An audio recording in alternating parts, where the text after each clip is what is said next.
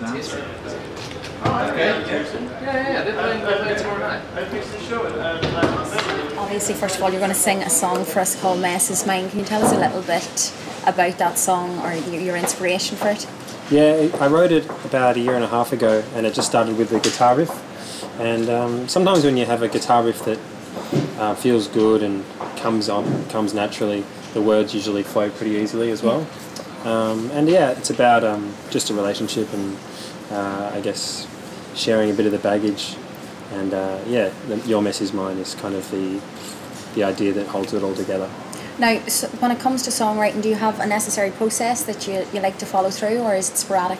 I know obviously your most popular track that everyone would know would be Riptide, and I believe it took you a few years to piece that bit together. Is it something that you'll set aside a little time, or does it just flow naturally?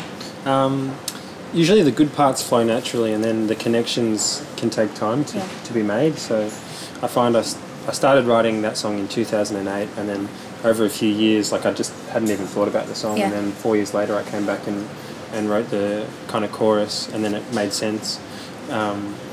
So all the good little bits of inspiration, you don't even feel like you're making it happen, it just happens. And then the gluing together of the different parts is kind of just trial and error.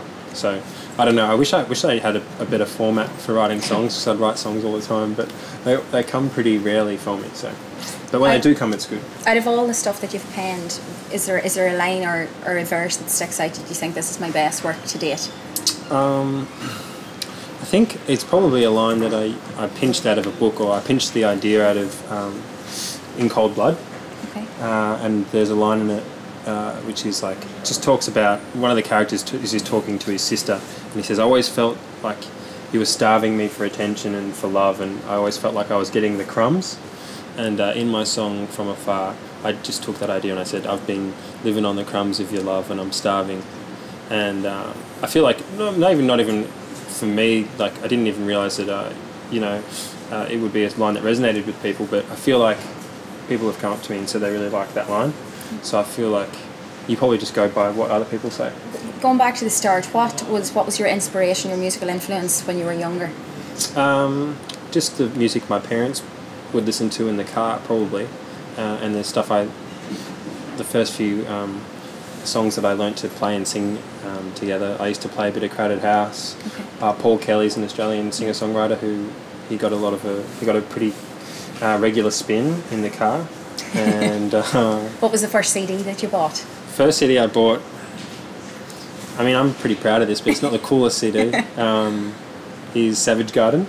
Yeah, that's grand. Yeah. Good quality songwriting. I really think it's good. What's your favourite Savage Garden song then?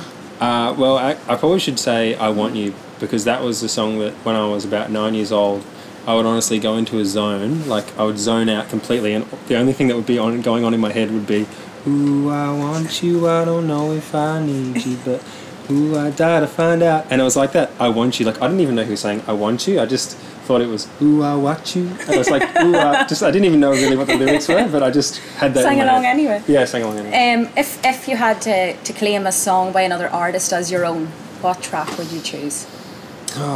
Probably just get into the John Lennon catalogue, and you could probably close your eyes and just grab one out of that and be fine. But I really like the song Jealous Guy.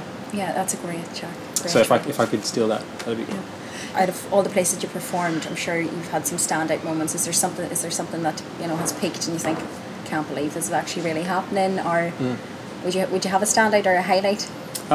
There's been some pretty cool ones. Like I feel like I've been fortunate in the last year and a half. I've had all these crazy experiences like that are kind of on the same level. I got to play at Glastonbury, and I got to play at Lollapalooza.